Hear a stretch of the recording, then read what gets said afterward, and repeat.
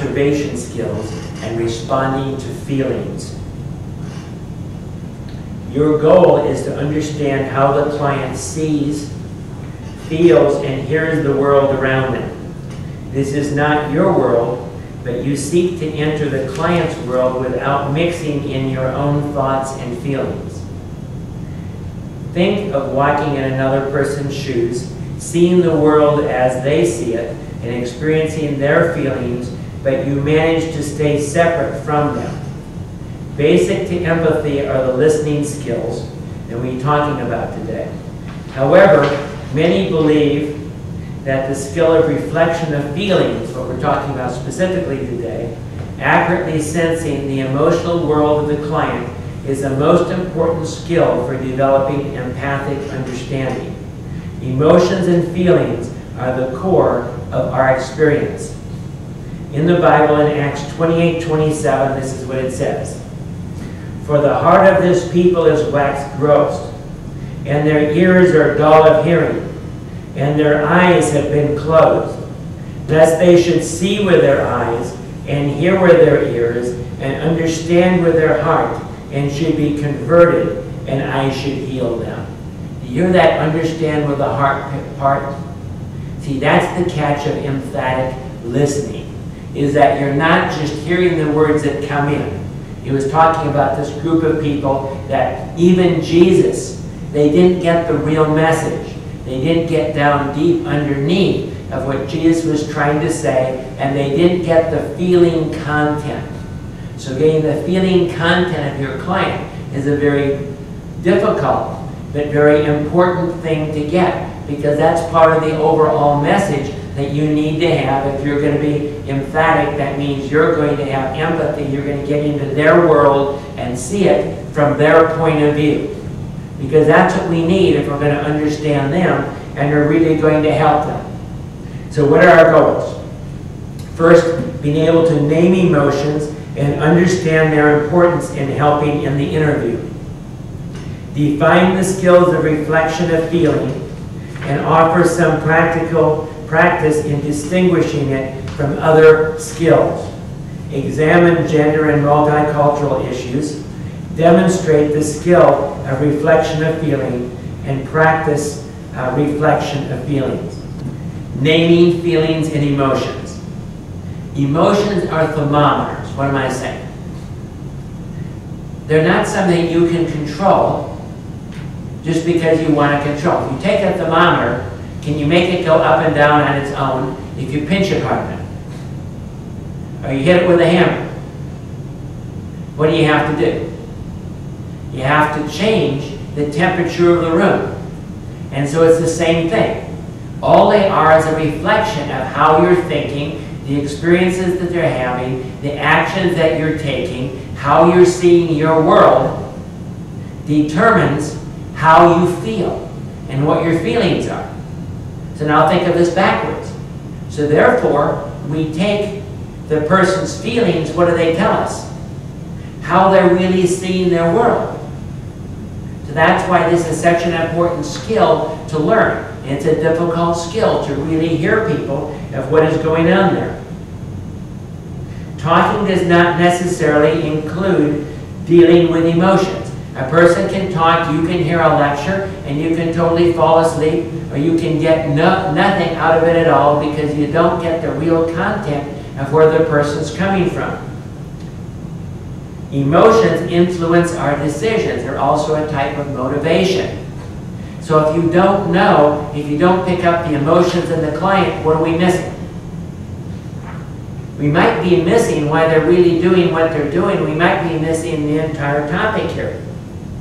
The counselor's job is to help the client identify and deal with sometimes complex, troubling, and confusing emotions. Are emotions simple? Not necessarily. They can be very confusing. There can be a whole mixture of emotions in a situation. And there are primary and secondary emotions. Anger is a secondary emotion. What does that mean? If I have anger, that is energy to resolve a problem, what do I know I have? A problem. And what does it mean? It means that I have felt either one of my boundaries were crossed, or I have been hurt, or there's something deep down inside of me underlying that anger. And those are important emotions. If you don't go deep enough, you just see the person's angry. You really don't understand their world or where they're coming from. Relationships must be accompanied by emotions in order to be satisfied. I have a number of clients right now that the real issue is the wife has lost the romantic feelings for the husband in the relationship. And what does that do to the relationship? Takes something away from it. Makes it so it's not so good. Makes it so it's a problem. Identifying feeling by words is the first step. See, we can say, like, I am mad. What does that mean? I don't know.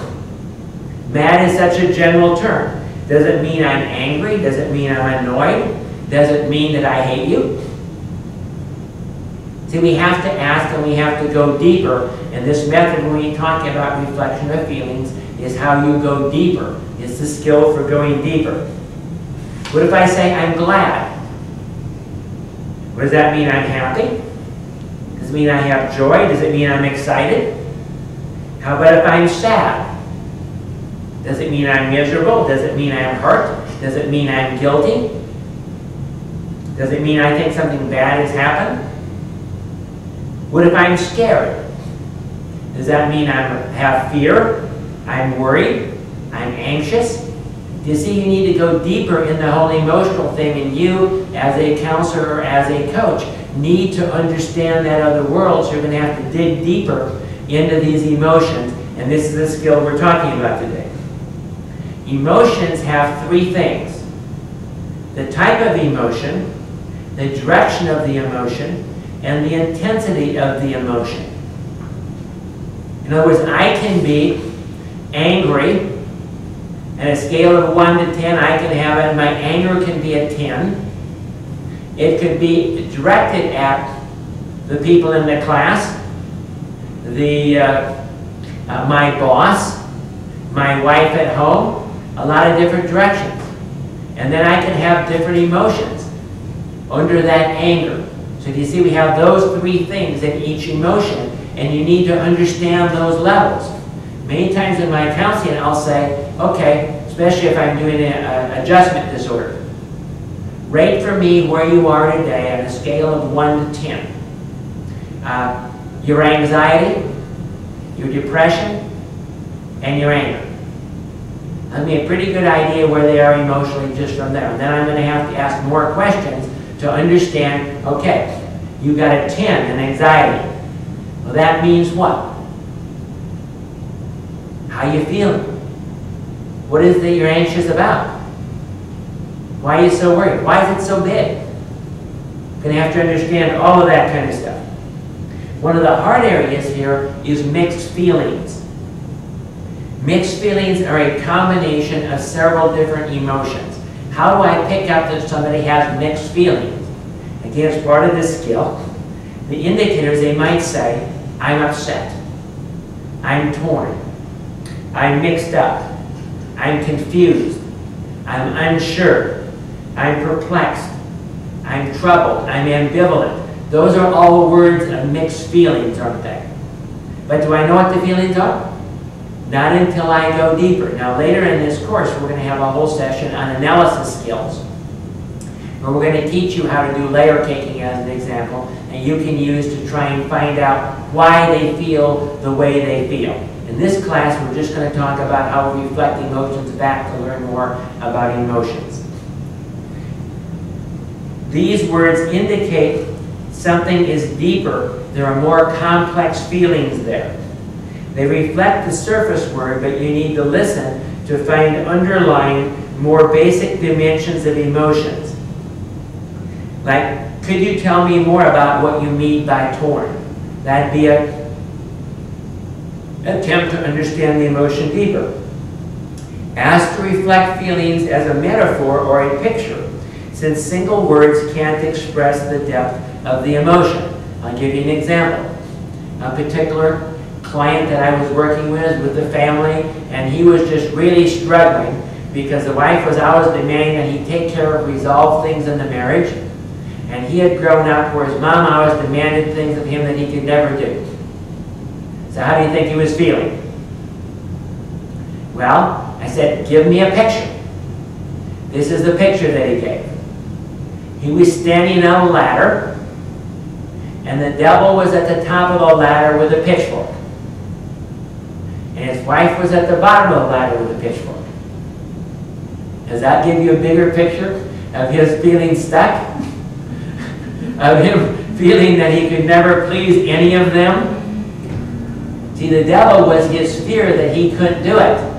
And his wife was the prodding that you've got to resolve this. You're supposed to be the man of the family. You're supposed to deal with our problems here in the family.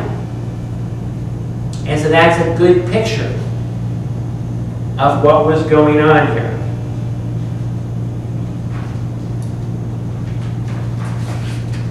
Ask the client to imagine the way they feel and then describe what it is like to them.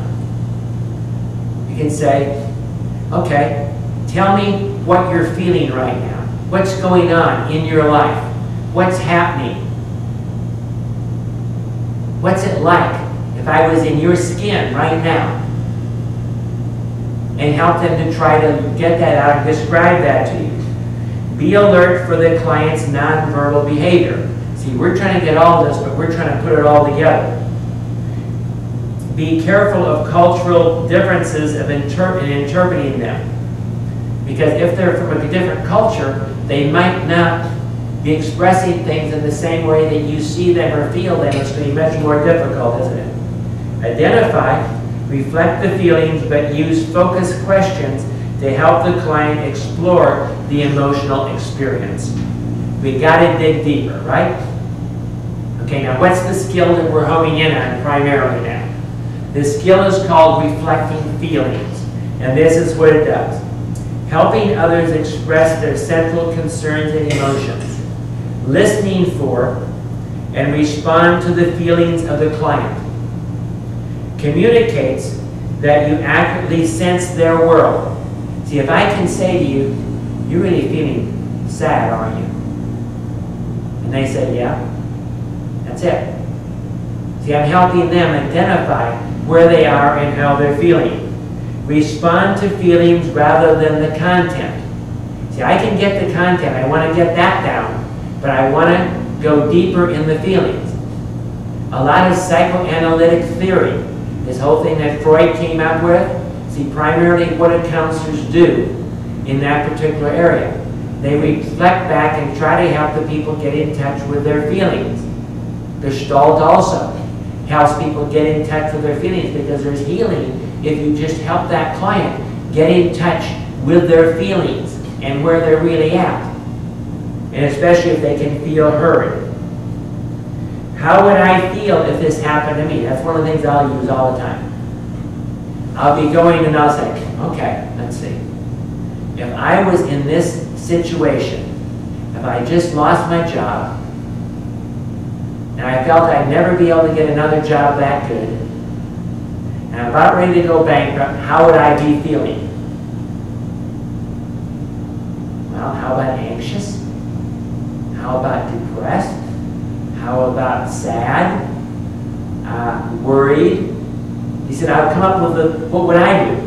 And then I'm watching them and trying to figure out, is that how they're really feeling? Maybe they're feeling totally the opposite. And if they do, what do I want? Well, why? Why are they so happy they just got fired? That tells me something. It means I'm not seeing the whole picture and seeing what's really going on here. Help them get more in touch with their experience.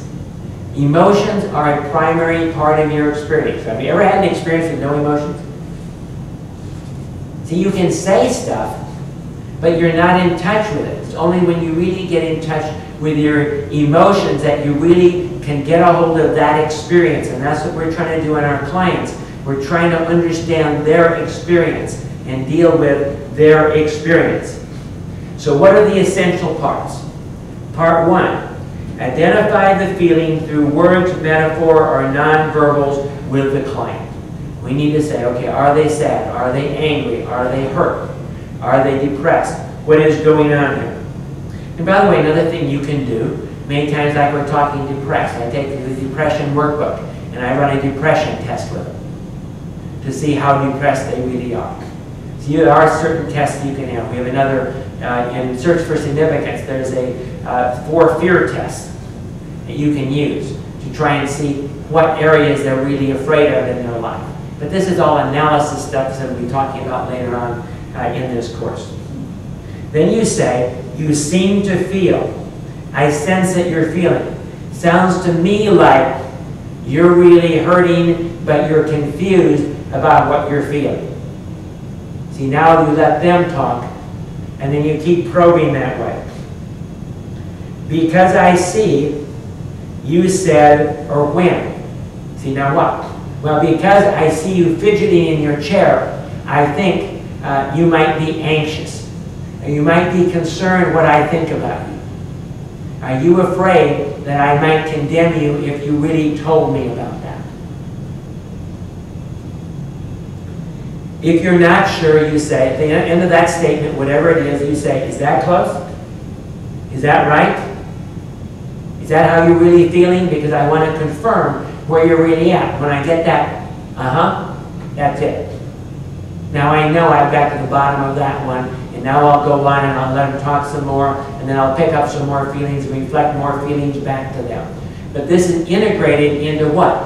What we already taught. Into your attending skill before, into your questioning that you had, into your encouraging, into your paraphrasing that we had before. So this is another skill now that we want to fit into that, which is really picking up the emotions. We actually did a little bit of that in the last demonstration that I did. Remember, when we got some of the emotions, I reflected a little bit of the emotion back in that particular example. The most effective for here and now. It's harder if you take a person back to like, well, when you were raped, how did you feel? You have to do that. It's a little bit easier if you can get them into the here and now. What are you feeling right now in this session? Are you feeling out of control? Why are you feeling out of control? Let's dig into that deeper. Let's understand that deeper. Being culturally sensitive. Men tend to hold back feelings and only identify anger until they trust more. So sometimes on this is not. Notice in this class, we didn't start with this. Why? Because normally you have to have a relationship to a certain degree to get too deep. Do people want to get deep with someone they don't know? Not really. Women tend to be more open, but may take pride in controlling their responses, particularly if they're Asians or Native Americans.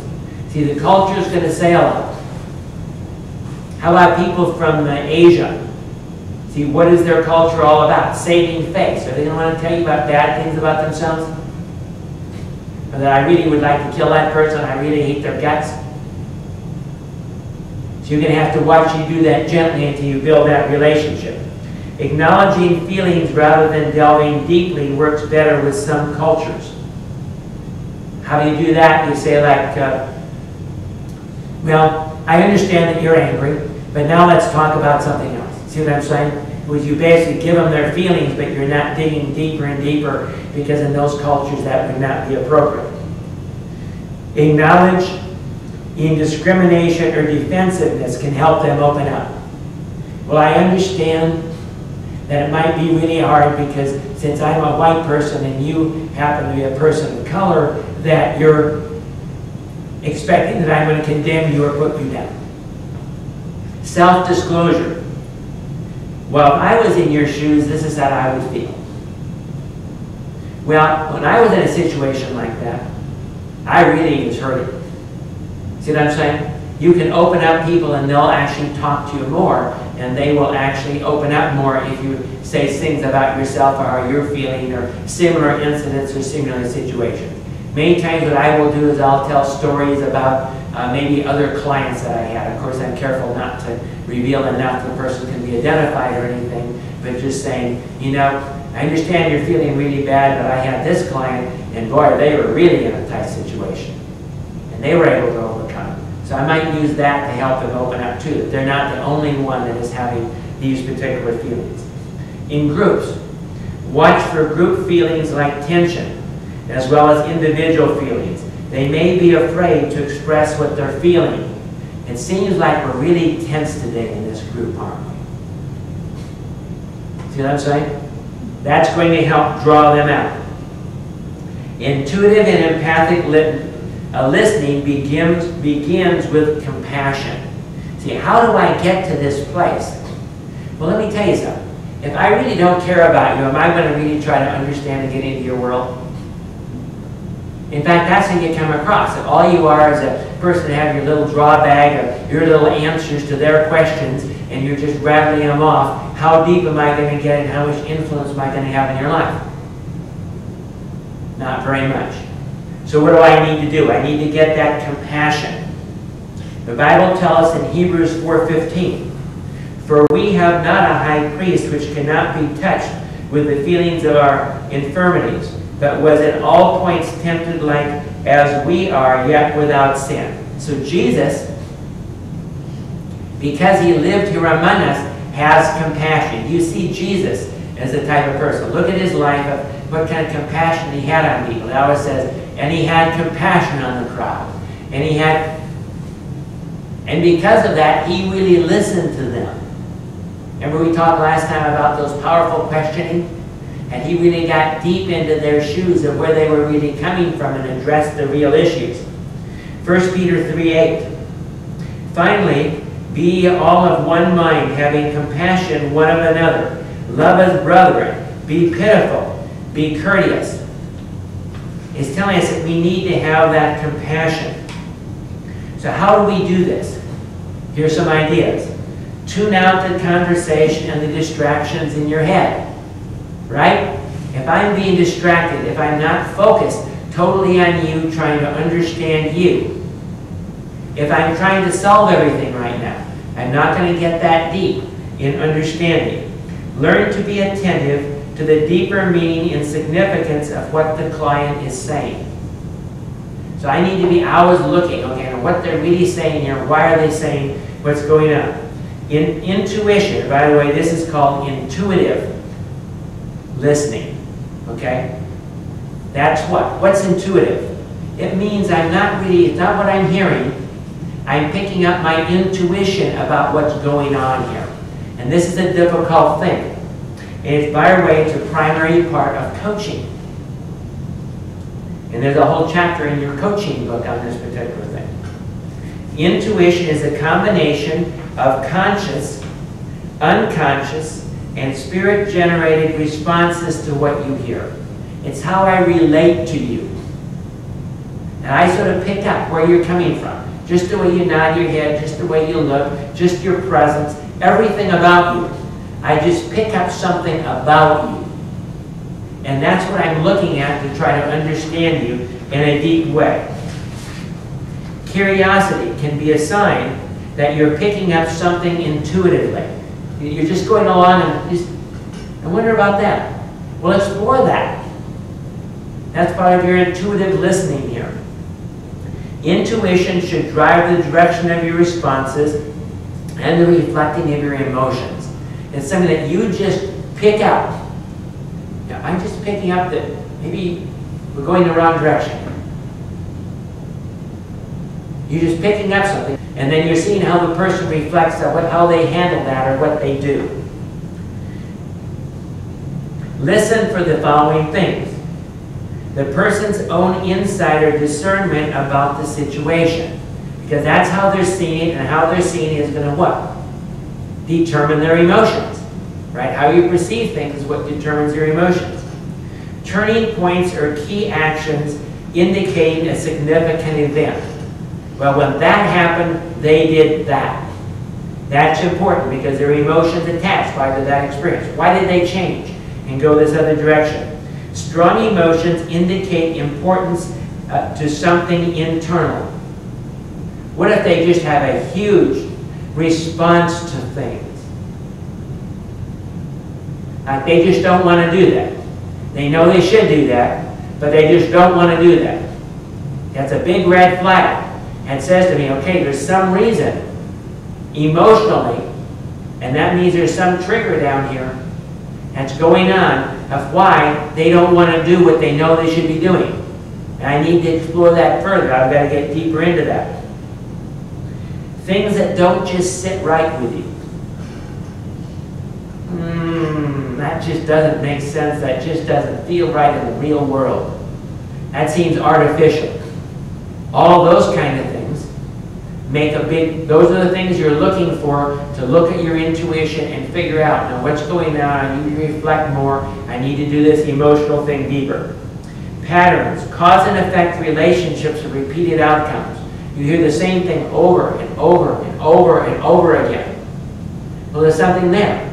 What if this person had 4 marriages and every marriage was the same? What does that say? I think I better look deeper into this and figure out what's going on here, and I'll bet you there's some really strong emotions and feelings here if they hit the same concrete wall 4 times in a row. And I know everything that I've said so far is very intuitive, isn't it? What I mean by that, this is not an easy thing that you can grab on and I can say, okay, step 1, step 2, step 3. That's why we're going to have to practice this, and that's why we're going to spend a lot of time in this session practicing this and integrating this with the other sessions. And we're now going to have one demonstration of doing that, and then we're going to break up into our groups again and have you practice with somebody else, because this is going to take a lot of practice. Then when you go home, we want you to start doing that with the people in your family and other people around you, trying to get deeper, trying to hear their feelings, trying to pick these things up, and reflecting the feelings back to them. And then, of course, we'd also like you to find somebody to teach this to, because we want you to get the entire ball of wax here. But this is a critical skill. We want to integrate that skill with the other skills before this. Let's go ahead and prepare here for our demonstration. So what can I do to help you today? Well, I had a dream and about something that's really bothered me. I think I know why I dreamed it, but my husband thought I should really talk to someone about it, so that's why I'm here. Okay. Do you want me to tell you about it? I think it'd be a good idea. Okay. Okay, I had this dream that, it was a pretty short dream, but it just, I woke up just so startled by it, thinking, is this really true? Because I'm a Christian, and I really believe there's a heaven and there's a hell, and so I just felt like this dream was probably about my sons, and I had 3 sons, and in my dream there was only 1 son with me, and then I had 1 grandson with me. And we were in this chariot or something, and we were going somewhere, and then we stopped, and there's these men, I took them as evil spirits, and they had like these masks on. I couldn't see them, but I knew they were evil.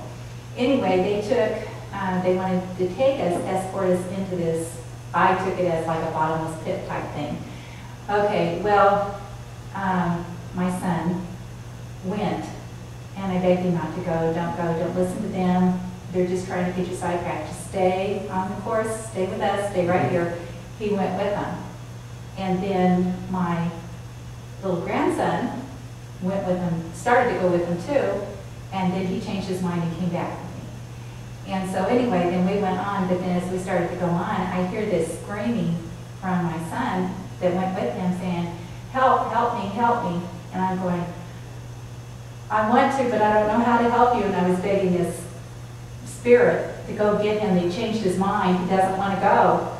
And I just felt almost just like, what are you telling me, God? Is there something I can do?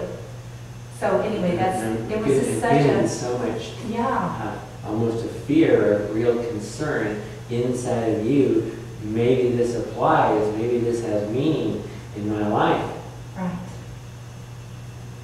And I don't know what would the be meaning deeper? is. Well, but even deeper than that. I'm picking it, you know, you're afraid what the meaning is.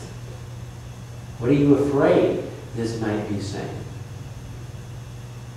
I guess I'm willing to really face I'm picking up that you really have a fear what this could mean. You don't really want to tell me that fear, but I think that you really... Okay, it could mean maybe that I believe that Chris is going to hell.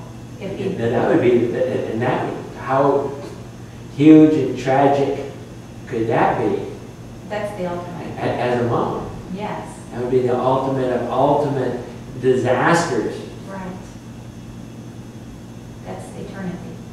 Yeah. And what kind of feelings have gone along with that? Because I can pick this up. This is a fairly... well, maybe it's bothered you for quite a while. It did. It bothered me so much that after I did the Purpose-Driven Life, I got the notebook, the workbook, and got 3 of them, and did each of them for each of my sons, but just letting them know my feelings about how I could have been a better mother, or could have helped them spiritually, and I wanted them to know where I was. But I'm hearing something else. I'm hearing the way you've taken this is, maybe this is going to happen because I haven't been a good enough mother, because I haven't given enough spiritual foundation, so maybe it's my fault, and maybe I can shore up this problem here before it goes the wrong direction.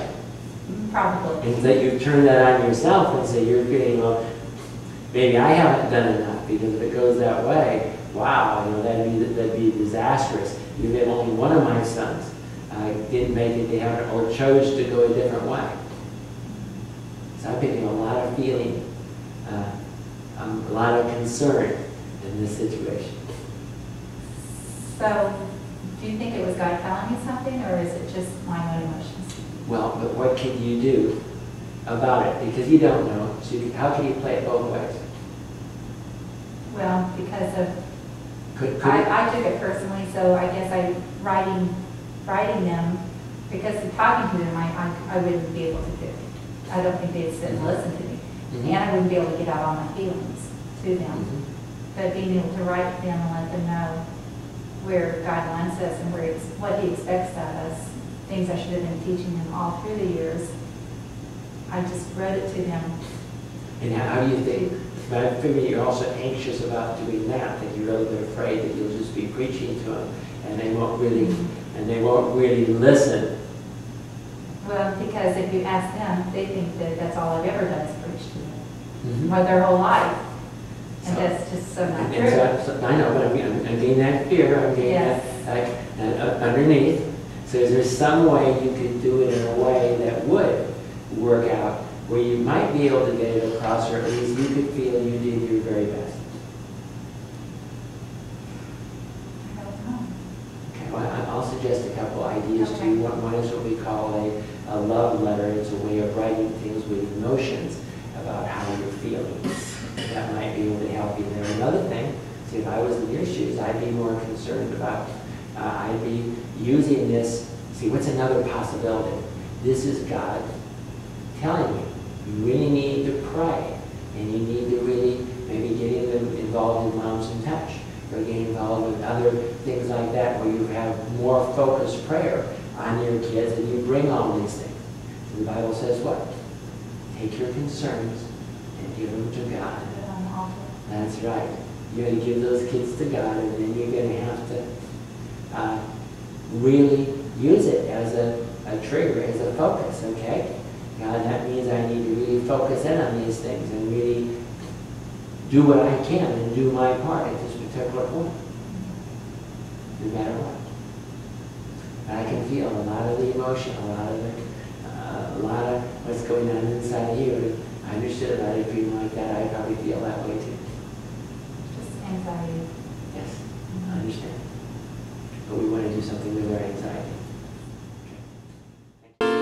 Jesus is the answer for the world today. Above Him there's no other, 'cause Jesus is the way. Jesus is the answer for the world